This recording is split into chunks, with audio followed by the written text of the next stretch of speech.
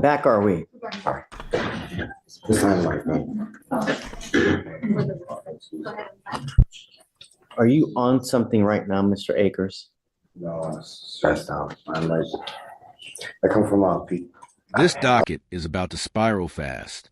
We got alleged drug fuel destruction at a recovery center, a homeless man charged with indecent exposure who may or may not be legally required to register as a sex offender, repeat bond violators testing positive on court day, and a judge who is clearly done playing games.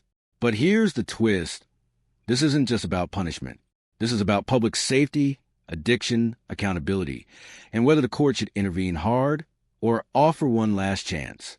Watch closely, because today we're seeing where compassion ends and consequences begin.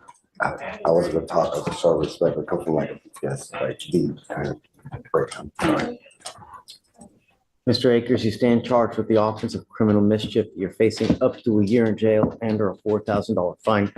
We are going to do probable cause. You have the right to remain silent. Anything you say can or will be used against you. You have the right to have an attorney present. If you cannot afford one will be appointed to you. Yes, Judge. Officers were dispatched to Houston Recovery Center in Harris County, Texas, in response to a welfare check. Earlier that day, the defendant had been dropped off at the center and became very angry. The defendant began yelling and throwing his shoes at the staff. The defendant walked into a room and closed the door. While inside, the defendant punched the glass door, shattering it. The defendant was also throwing things around the room and hit his head against the wall and the doors. The defendant also urinated in the corner. The complaining witness estimates the cost to repair the glass door to be $1,000 at the Houston Recovery Center.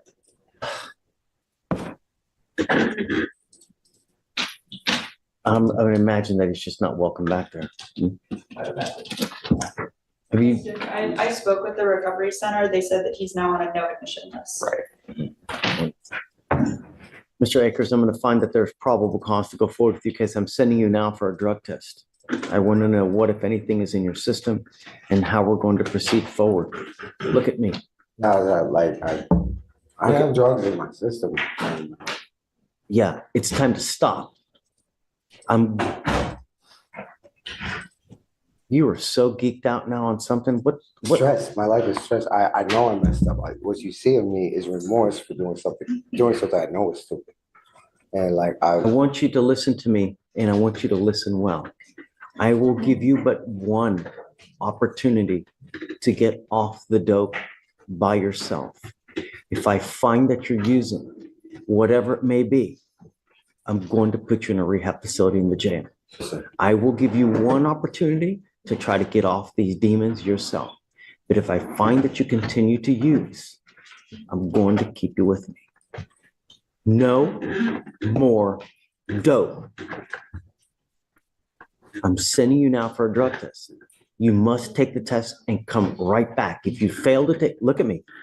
If you fail to take the test, if you fail to come back, I will take away the PR bonds and I'm going to make your bond extremely high.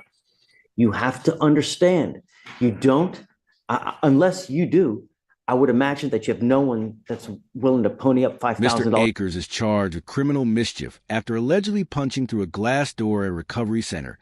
Damage estimated at $1,000.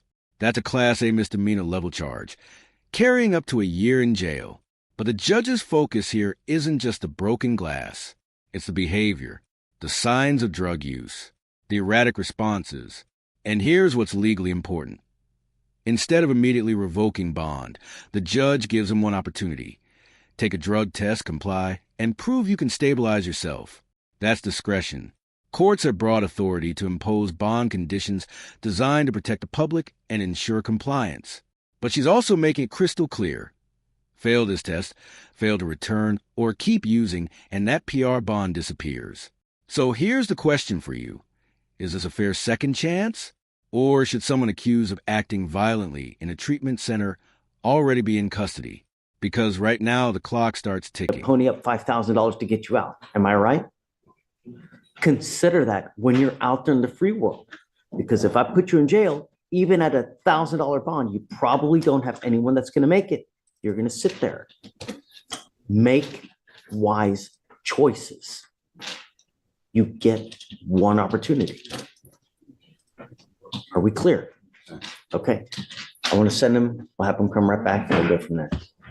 And then can you reach out to the microphone, please? All right. Can you please file the conditions? Well, don't worry, don't even worry about it. 'Cause- So no going back to the Houston Recovery Center, no weapons.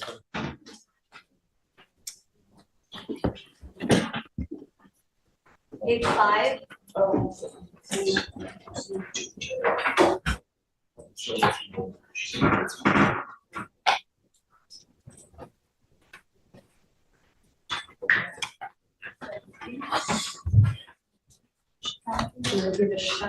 Page 5.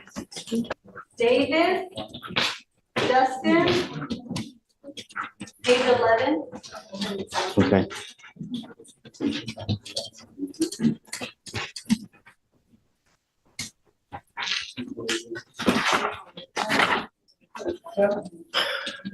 Justin Davis. Is that you? Mr. Davis, you're charged with indecent exposure. You're facing up to 6 months in jail and or a $2,000 fine.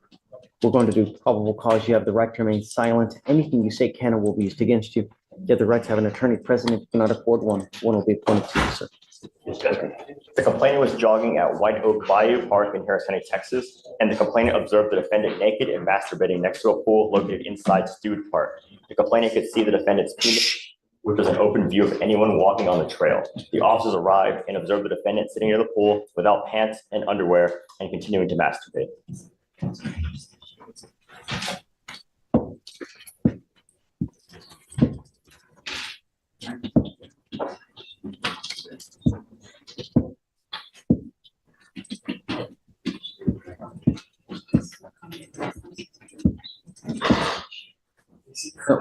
Is he currently registered as a sex offender?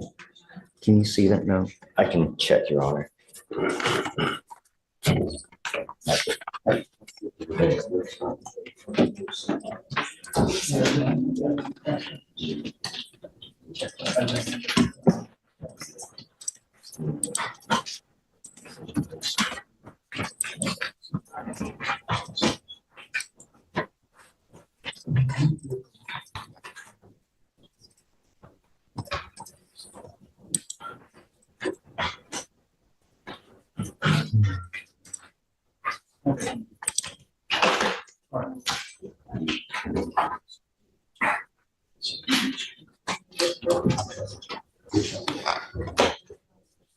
Your Honor, we can't find the information at this time. We'd have to make a call to the officer to find that he is registered. But at this time, we don't have that information.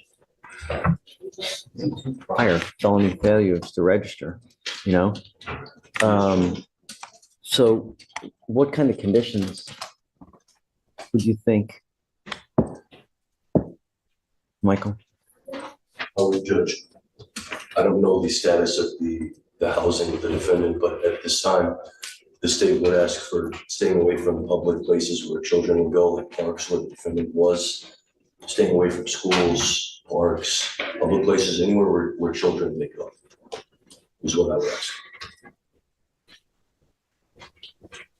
How old are you, Mr. Davis? 41. You're 41. What do you do for a living? So where do you live? I live in a tent, my dog, You live in the where? in a tent. He's homeless and lives in a tent. I know, Judge. And the problem is that this is not our first indecent exposure. This is not our first failure to register.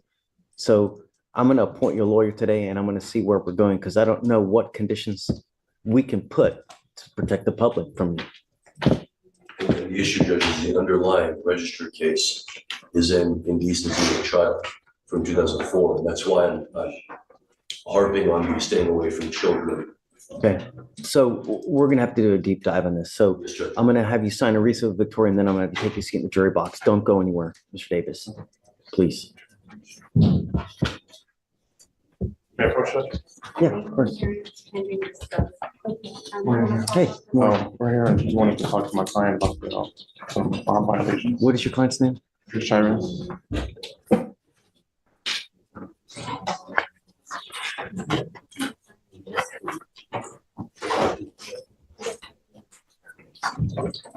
Give me a second.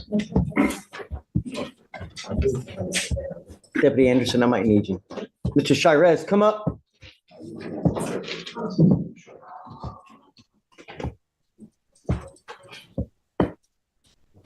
Go ahead and sign for your recess.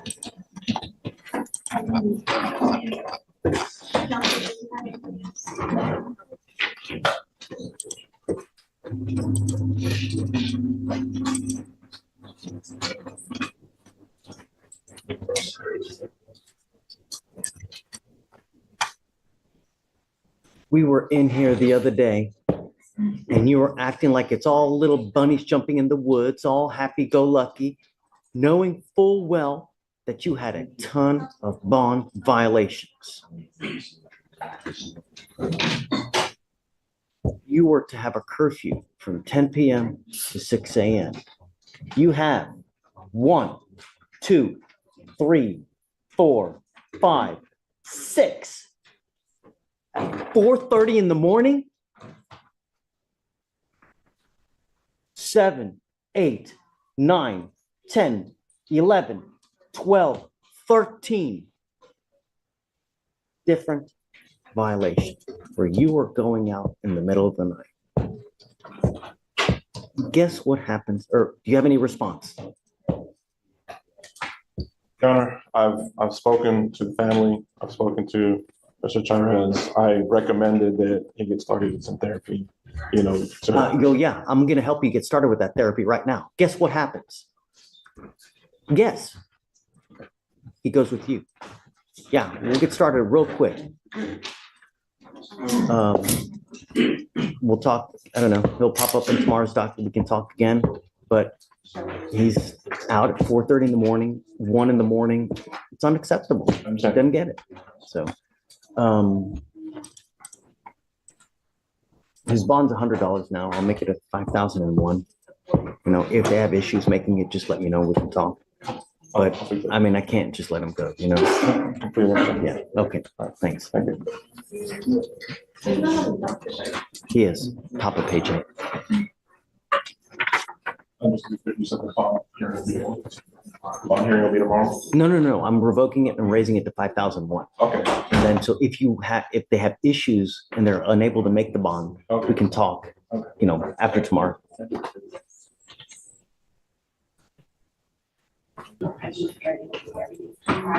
Page 29. See, Strong? Come on up.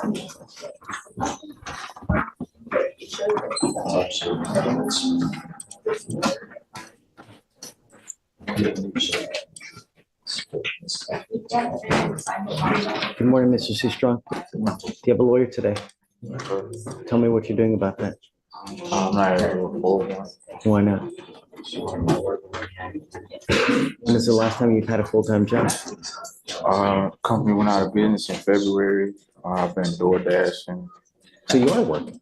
What? It's not enough to afford because I got my kids. I don't have enough to afford a lawyer from what I make from door dash. How much money do you make a month? Probably barely 300, maybe. How much? Barely 300 300 what? dollars. What? A day? A week? You make $300 a month. I don't believe that for a second. How do you eat? How do you survive? I stay with my wife. My wife. So your wife works. Yes. What does your wife do? She does assistant at an apartment facility. How much money does she make a month?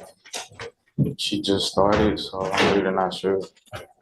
It's probably been about 3 weeks or so. Why do the people of Harris County get to pay for a lawyer for you when you don't do anything? How is that fair? Why you get to sit at home, play Xbox? Well, why do the people of Harris County get to pay for your lawyer? How's that fair? You're able-bodied. There's no reason why you shouldn't be working. You need a job. Yes, sir. I work. I take care of my kids. We just got No, but you're not taking care of your kids. No, kids need food. They need clothes. Not just love. They need physical things as well. And if you're not pulling your weight, then you're not. helping your kids. Your wife is helping your kids.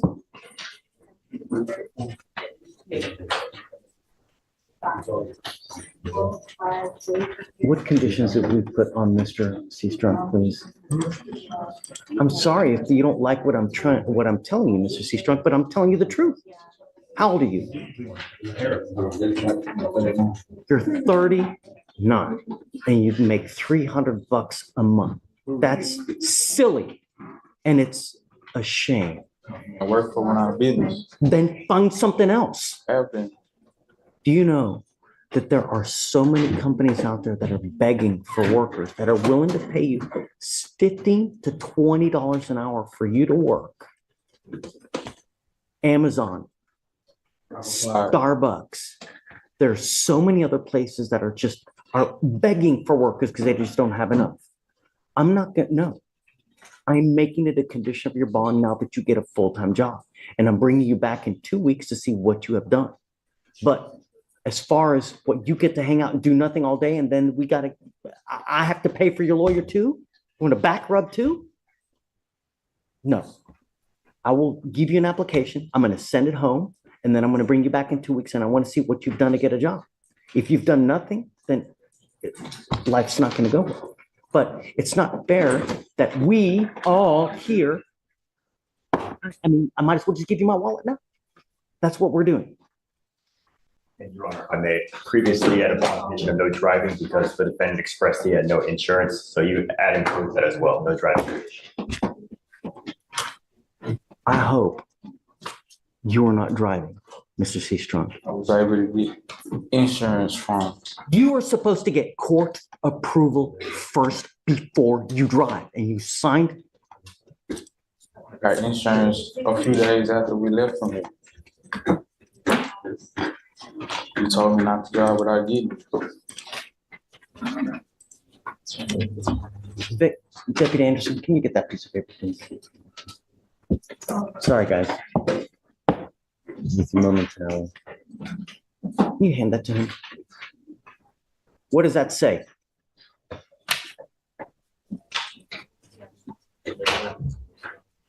no driving without insurance approval. Man, don't play Helen Keller. No driving without valid liability insurance and court approval.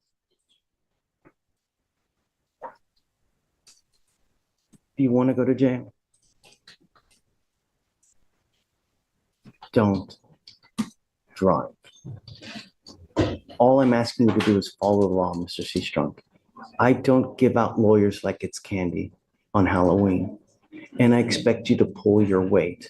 And I don't care if you don't like what I'm telling you, but sometimes in life— Mr. Houlihan came to court asking to plead guilty, likely hoping to resolve the case and move forward.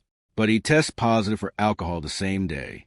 And in bond conditions, no alcohol means exactly that. No NyQuil, no just one drink, no technicalities. Judges repeat that warning every single docket. Why does this matter? Because bond is conditional freedom. When you're out on bond, you're effectively under court supervision. Violating those conditions signals to the court that you may not comply with probation or future supervision. Notice what the judge says. Accepting the plea while he's actively violating bond would be setting him up for failure. That's a powerful line. Instead of finalizing the case, she takes him into custody to reassess. So here's the real question. Is this tough love or overreach? Should the court finalize a plea even when someone shows up under the influence? Sometimes in life, someone needs to put you over their knee and tell you this is how things need to go. And you, at 39, need to grow up and pull your weight. Start working. Don't be a bum. Can you give him an application? And we will see you back in 2 weeks. And then can you file conditions, please, that he must get a full-time job, please?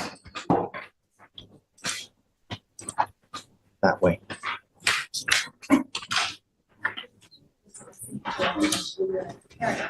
Mr. D. Yes, sir, Your Honor. I have a plea on Mr. James Hollihan, I should say, Your Honor. Mr. Hollihan? Just to be transparent with you before the plea, this is the young man that you had tested twice. I believe the last one was today, and I think it was Friday of last week or Thursday, one day last week. He had come back and he tested positive for, I believe, the last time was THC, and he tested today, and he tested positive for alcohol and THC. You want me to let you go? Yes, sir. I drank NyQuil last night, forgetting about.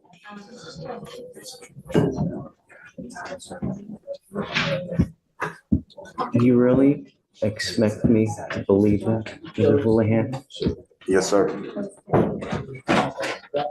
I've also got, I got a job now. Working.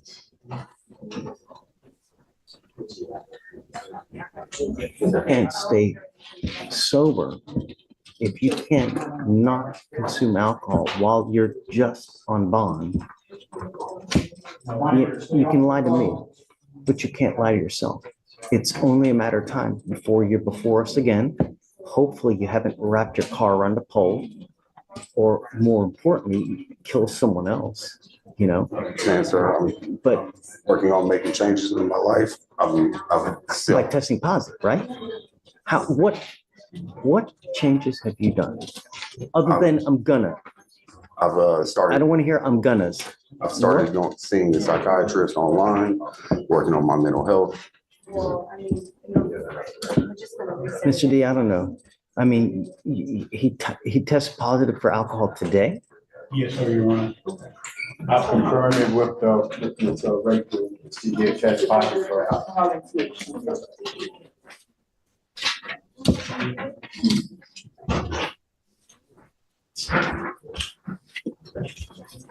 We admonish you when you come here.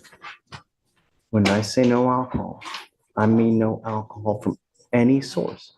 I'd say to every single person that walks through our double doors over there. So for you to tell me it's NyQuil, you know you're not supposed to, because I advise you of that very fact, not to use anything that has alcohol in it.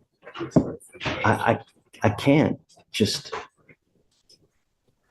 I know you want to plead guilty, and I probably would have accepted this had you tested negative, but you're testing for alcohol on the day of court.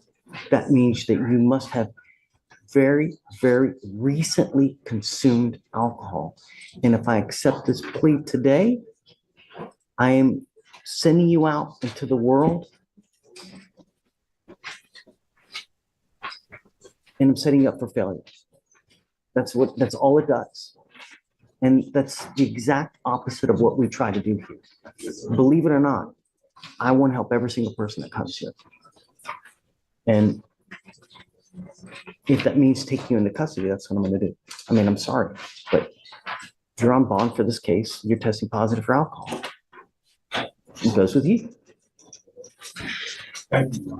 Mr. D, we'll talk, okay? We'll figure, Mr. Houlihan, I mean, I'm not gonna throw the keys away, but we gotta figure something out. And this, it's just not, it serves no one.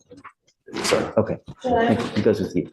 I gave him that swab test the last time. Just bear with me, ma'am. Let me talk to the lawyers, and then I'll bring you up and we can talk, okay? Give me a bit. Mr. D. Yes, sir, Your Honor. Your Honor, I am here on Mr. Timothy Akers. It's my understanding that the court may want to impose some conditions. Come up, Mr. Akers.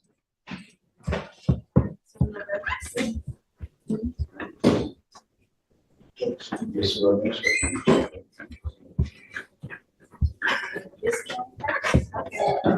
Judge, Ms. Rachel. Phosphorus or THC amphetamines, ecstasy.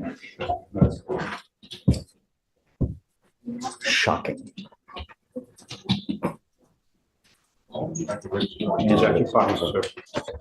It stops today.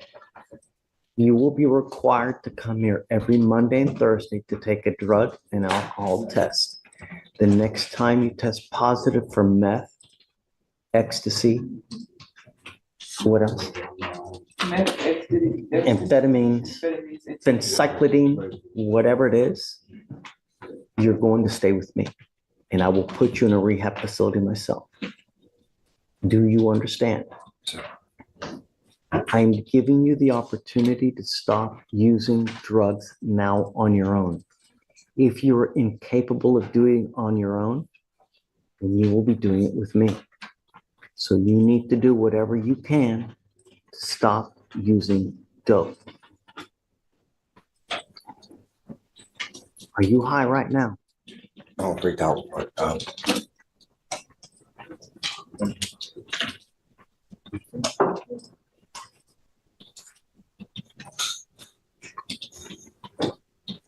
What do you do for a living, Mr. Akers? Social Security discipline. How do you really get money? Social Security discipline. How are you going to stop using? I have I'm a simple person. You know, I understand the gravity here. It's like it's not, you know. And I'm having a competent examination prepared for him. He's informed me that he has mental issues, that he's been institutionalized. It's at all, various- Mr. D, it's all because of one reason. I'll tell you now, if you continue to use the dope, you have little synapses in your brain, right? Do you know what a synapse is? Okay, you have these little wires in your brain.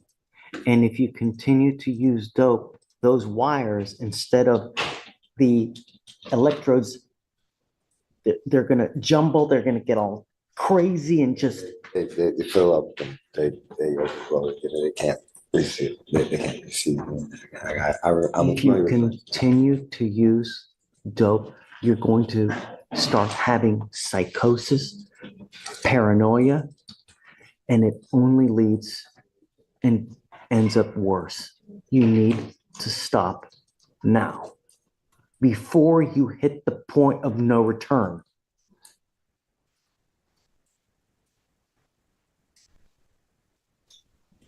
Do you understand? Sure.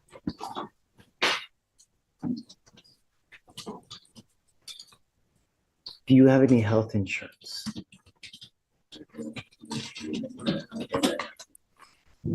Check it. This is my food stamps. Like I give this one half. Yeah. Where do you live now?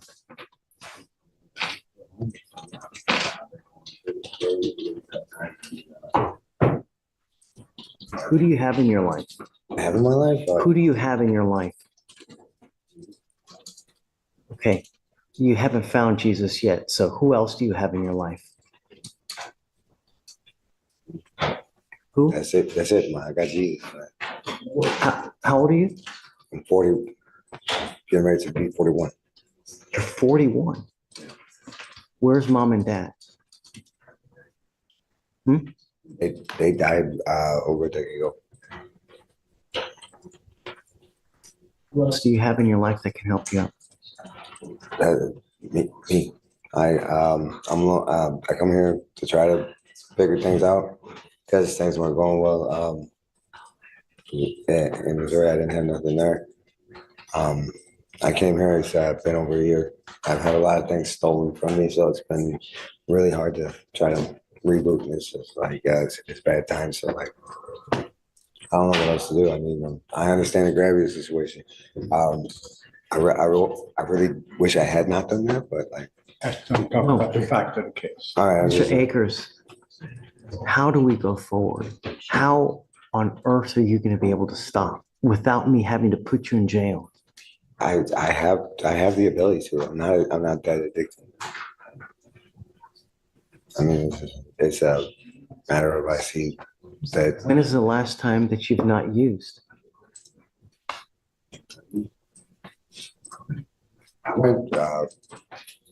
Honestly, it's more of a current issue. I haven't. I never was. It never was a drug choice. So like, sort of reason. So like, and it's not going to be a trouble that big of an issue, though. I mean, Are you tired of feeling like this? how do you feel like this?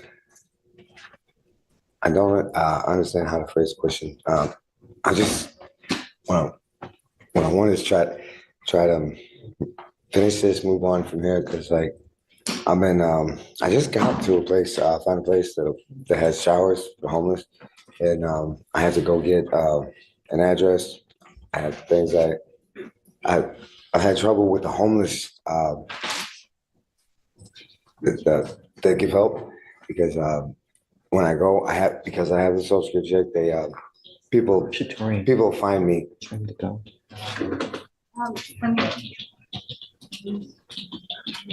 I'm gonna try to find you a place where you can crash.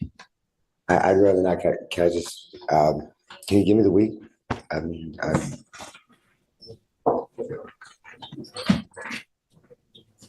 Catch you off these streets.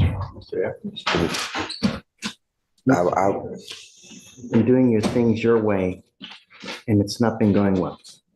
And if you don't realize that, then I'm here to tell you that you don't look good. You're not acting well. And it looks like you're either high right now or you're coming down. And I'm telling you that you're slowly killing yourself. And I'm seeing you deteriorate in my eyes. And in the last year and a half that you and I have known each other, you are deteriorating. The last time you were here, you had more teeth than you do now. it's been on for a long time. What's going to happen in a year? Like things have not jumped. So listen. What we just witnessed today wasn't just a routine docket. It was a balancing act. In Mr. Akers' case, the court offered one last opportunity to get clean before jail becomes mandatory rehab. In Mr. Houlihan's case, testing positive on court day led to immediate custody because bond conditions aren't suggestions. And in Mr. Davis's situation, the court refused to release a transient defendant accused of indecent exposure while questions remain about his sex offender registration status. Legally speaking, judges have wide discretion to modify, revoke, or raise bond if they find it insufficient to protect the public or ensure compliance. And throughout this hearing, the common thread was clear: public safety first. But there's another layer here: homelessness, addiction, mental health, and whether jail is the right intervention. So now I want to hear from you. Did the judge strike the right balance between compassion and accountability? Or did some of these defendants deserve immediate incarceration without second chances? If you found this case as shocking as we did, make sure to hit that like button. Share your thoughts in the comments, and don't forget to subscribe for more jaw-dropping courtroom breakdowns. Listen. It stops now. Sure. No more dope. I will see you here on Thursday for you to take another drug test, and you will test every week with me. The next time you test positive, I'm going to keep you. So I'm giving you the opportunity to stop on your own. If you fail me, then you will stay with me. Do you understand? I'm giving you a heads up that you're slowly not